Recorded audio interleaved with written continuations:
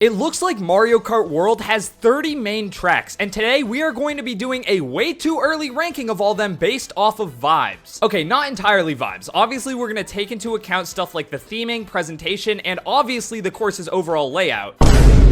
But given how layouts seem to occasionally differ, even within similar tracks like Crown City having multiple Grand Prix sections, and also given the fact that I have not played this game at all, this is more so going to be a vibe-based ranking of how excited I am to play all of these tracks, and then after the game comes out and we do our actual track ranking, we'll be able to compare this list to that actual track ranking to see how close I was in predicting how good some of these courses will be. Once again, there's 30 courses to go over, so we just gotta jump right into it. Hey guys, it's Thomas from the Switch Shop, and welcome to our way too early track ranking of Mario Kart World.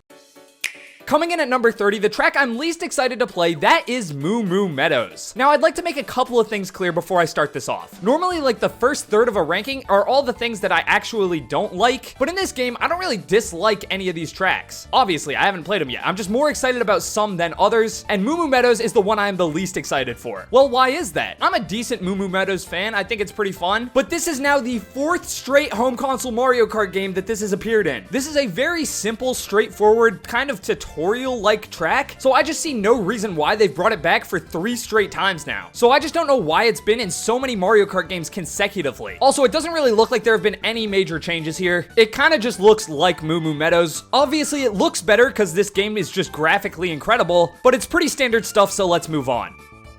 Number 29 is Sky High Sundae, and this is a pretty similar situation. Sky High Sundae was in Mario Kart 8 Deluxe with Wave 2 of the Booster Course Pass, but unlike Moo Meadows, I did not like Sky High Sundae in that game. In fact, I did actively dislike it, so how is it above Moo Meadows? Well, it seems like they've changed up Sky High Sundae a lot more than they did with Moo Meadows. This section here specifically has way more alternate paths and just more stuff to do. However, besides that, it's still Sky High Sundae. I'm not a huge fan of this track. I really don't know why they brought it back. Graphically, it's way better, but I'm still not super excited for it. Number 28 is Crown City, the first new Nitro track in this game. So given that this is a brand new Mario Kart track, why am I so kind of not excited for it? Well, it comes down for 2 main reasons. One, this just looks like a standard city. I am yet to see a single thing in this city that puts it above like the good Mario Kart Tour City tracks, which is not a high bar for me, let me tell you. Second, and more importantly, it looks like that's not where the tour comparisons end, because Crown City is one of those tracks that has multiple different layouts appearing in multiple parts of the Grand Prix. First of all, I just hate this. It comes across as lazy. I understand there's going to be a different layout in Crown City, but come on, we're paying $80 for a game, and out of what, the 8 cups they're gonna give us, out of those 8 cups, they couldn't fill it up with all unique racetracks? Come on. Also, the different paths within a city was the main gimmick for a lot of the tour courses, and I didn't like that. It felt like the developers were really just making a city that had a bunch of interesting race moments, and then kind of hodgepodging it all together, rather than fully designing one really cohesive and good course. Hopefully both the Crown City layouts are very distinct from each other, but it's literally taking place within the same city. How distinct can it be? I don't know. I'm not super excited for this. Next up, we have Koopa Troopa Beach, a remake of the SNES track. I like a lot of the stuff they're doing here with this remake. The summer beach party vibes really kick this course up a notch from the visual perspective, but it's a remake of an SNES course. I'm just not super excited to play on this one. It's fun, but Sticking with the SNES trains, at number 26, we have Mario Circuit. Now, how is this above Koopa Troopa Beach? Well, I'll tell you why. That is Mario Circuit 1, 2, and 3 all next to each other. I know I just said in Crown City, I don't really like the changing lap gimmicks, but this is a completely different situation because these are all actual race courses. So if it is a situation where it's like, okay, you do lap 1 on Mario Circuit 1, lap 2 on Mario Circuit 2, lap 3 on Mario Circuit 3, that would be pretty sick. And that's why it's above Koopa Troopa Beach in my ranking, but it doesn't really deserve to go any higher because, again, it's just a remake of SNES courses.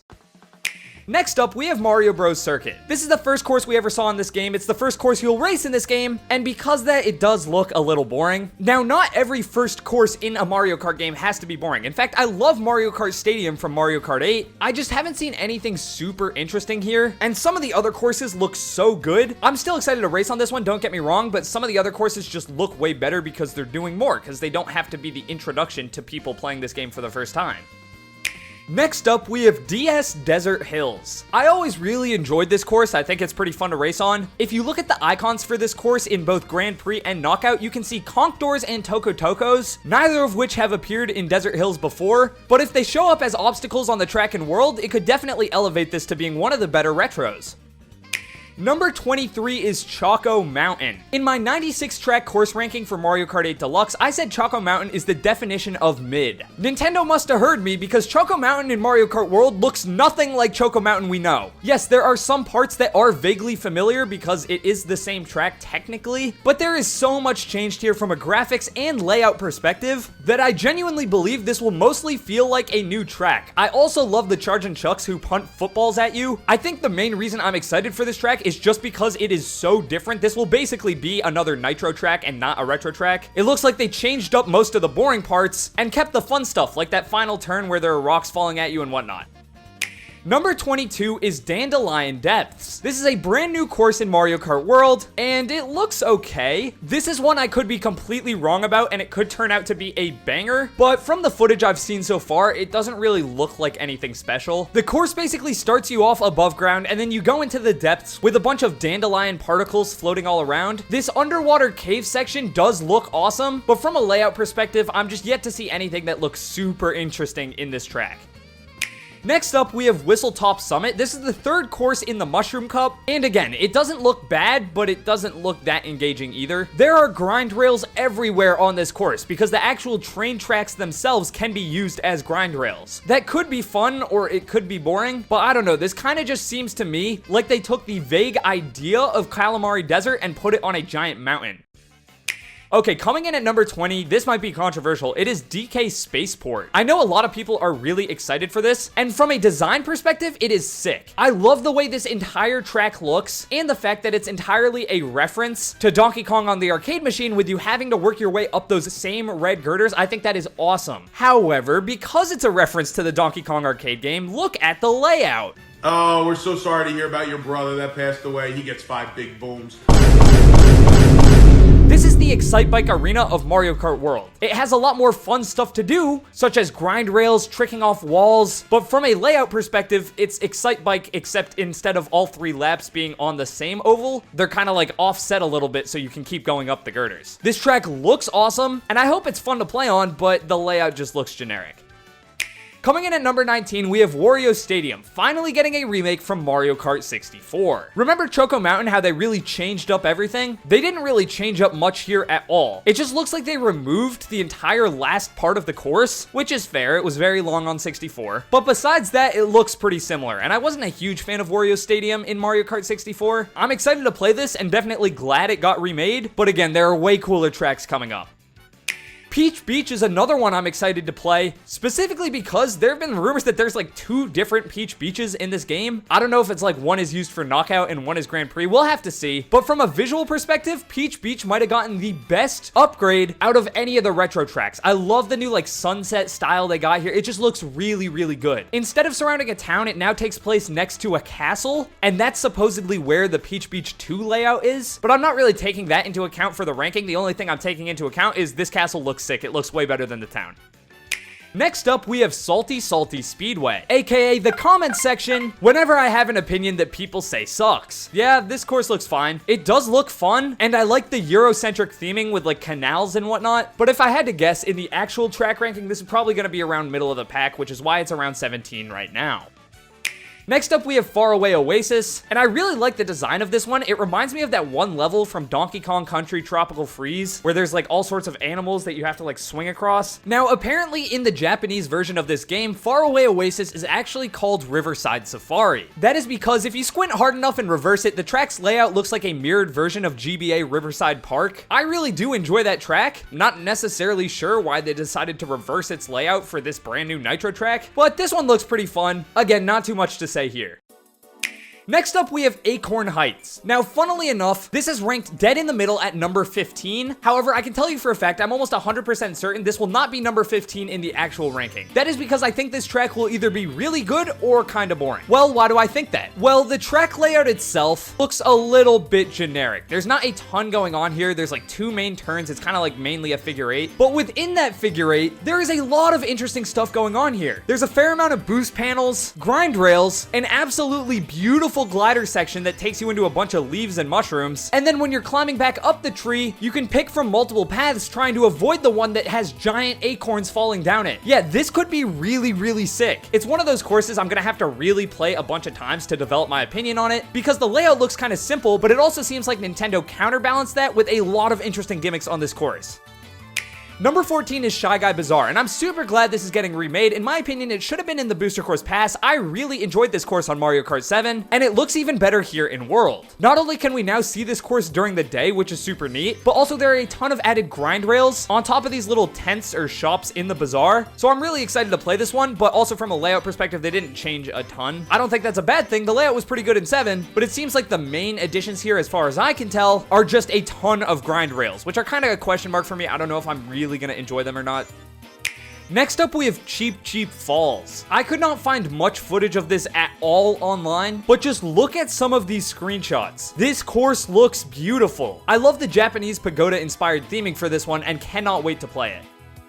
At number 12, we have Boo Cinema. This might be a little low for a lot of you. Boo Cinema is probably the most visually interesting course in this entire game. Driving through a cinema is sick already, but the fact that you can drive into the screen and then you get like a filtered vignette across the screen, it looks sick. It looks really, really cool. The one knock I have on Boo Cinema is unfortunately a pretty important one, and that is the layout. Again, until we play these courses and see what sort of gimmicks are in store for us, I can't be too harsh on a course having a boring layout, because again, it might have like a ton of cool stuff to do within that layout. But take a look at the map. That does not look super interesting. I still have a lot of faith in this course and I'm super excited for it, but that's my only reason to not put it even higher on this list.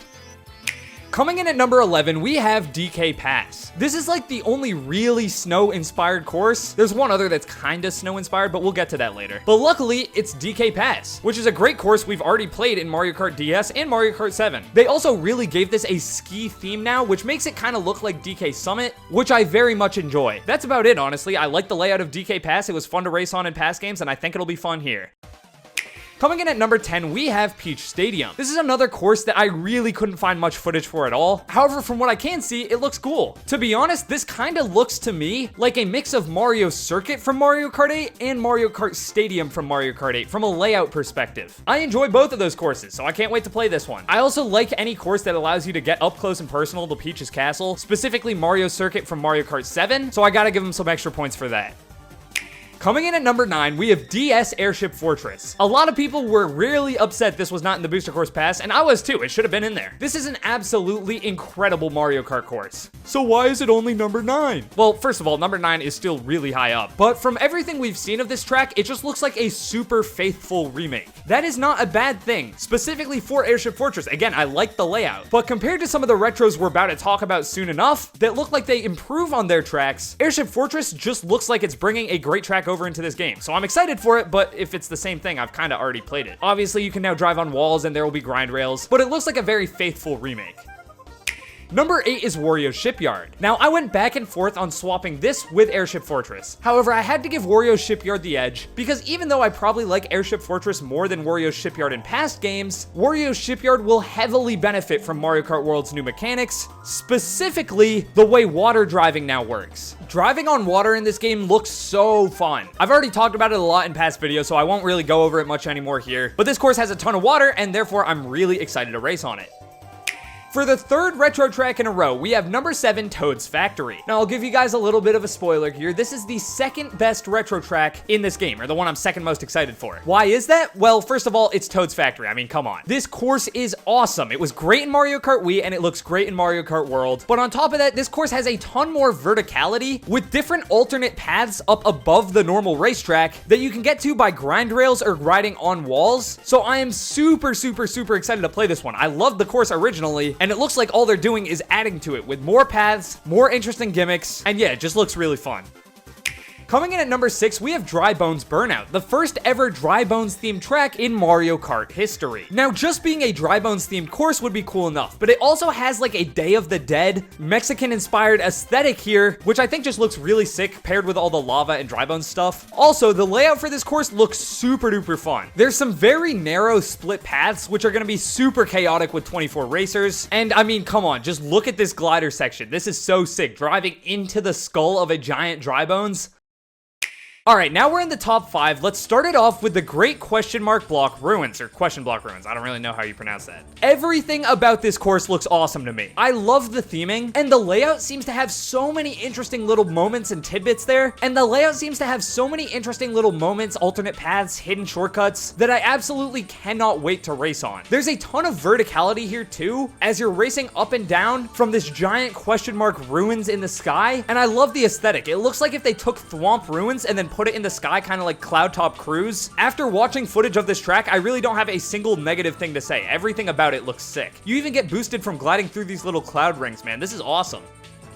At number 4, we have the final retro track I'm going to talk about in this video. If you've been paying attention, you probably already know what this is. I'm talking about GCN Dino Jungle, baby. This course looks sick. They didn't like completely overhaul it. A lot of the DNA here is still the same, but there is so much changed, and in my opinion, it all looks to be changed for the better. Graphically, you drive through like a dino laboratory now that's giving me heavy Jurassic Park vibes. The dinosaurs themselves also look way cooler. They're way bigger, more dangerous, and you can even see this giant T-Rex just walking around the course. I might be getting too hyped up for this, but this genuinely might be the best retro track of all time. Not only did they modernize the track, obviously allowing for new gimmicks and game-specific mechanics to take center stage, but they even just pushed the concept of this track further, which is great because the concept of the track originally was dinosaurs, and dinosaurs are sick. This is by far the retro track I'm most excited to try out. Coming in at number 3, we have Starview Peak. Is this course gonna be peak? Yeah, probably. It looks really, really good. This was the other, like, maybe semi-snow inspired course I was talking about earlier, because there are a lot of, like, snowflake designs here, but it's more ethereal and celestial than anything else, obviously taking place around what looks to be the Comet Observatory from Galaxy, and you even get to drive through the Comet Observatory, so already, this course is getting heavy points for just cool theming. But now let's take a look at the layout. I'm getting Ice Outpost vibes with these yellow and green split paths, but driving on, well, I don't even really know what is this? Is this like a water magic? I don't even know. I don't know. Driving on whatever this is, though, looks like it'll be fun. It looks like you're kind of getting a mix between water physics and this game's normal driving physics. But more importantly, this just looks like a simple, fun Mario Kart track. It's got great turns, stuff like dash rings to try and hit, and impeccable theming. I love when they lean into like actual Mario games for the course designs. They don't do it too often, but this is a super heavily Galaxy-inspired course, which just makes me smile. Alright, coming in at number 2, we have Bowser's Castle. Now, I have been very critical on certain Bowser's Castles in the past, specifically Mario Kart 8. I think that is a straight up bad track. I don't think it's a good Bowser's Castle. I don't think it's a good track. It looks like Nintendo understood the assignment with this one, though, because holy crap, there is so much going on. Gliding through this, like, lava tunnel, then ending up with these lightnings that seem to give you a boost, and just look at the layout here. This is honestly what Mario Kart 8's Bowser's Castle should have been, because this looks like it uses anti-gravity in a straight up more interesting way than Bowser's Castle did on Mario Kart 8. Also, there are giant fireballs that will be shot onto the track. This is sick. I mean, there's just more than enough here to actually justify this being like the big bad finale Bowser's Castle. Super stoked to see Bowser's Castle returning to like actually being really good, and I can't wait to play on this one. Okay, though, Bowser's Castle is not the finale. You already know what the finale is, and therefore, you know what track number 1 is. It is Rainbow Road. I'm sorry, I'm a Rainbow Road fanboy. There's a couple reasons why I'm placing this at number 1. First things first, it's Rainbow Road. I just love Rainbow Road. But second things second, this is the only track in this game we have not seen. It's also the only track in this game that seems to be unlockable. I don't know about you guys, but I genuinely think Nintendo might be hiding the best Rainbow Road we are yet to see. I don't know what it could be. Again, we haven't seen anything yet, but maybe it's the fact that we haven't seen anything. My imagination is running wild. There are so many cool mechanics in this game that seem to fit perfectly with a Rainbow Road. Stuff like the improved flying, grind rails, maybe even riding on walls. Maybe you have to like jump from comet to comet. Rainbow Road is known for one thing, and it's for being the hardest course in the game. We have already seen some seemingly pretty difficult courses. I mean, again, Bowser's Castle has little fireballs raining down upon you. Because of that, I am so excited to see what the development team cooks up for Rainbow Road. I hope it's challenging. I hope it's hard. I hope it's unfair, because that is what makes Rainbow Road so fun. With that out of the way, let me know what you guys think down in the comment section below. And if you enjoyed this video, hit that subscribe button to see our actual ranking, you know, once the game actually drops. With that out of the way, I'll see you guys in the next one. I'm Thomas from the Switch Shop, signing off. Peace.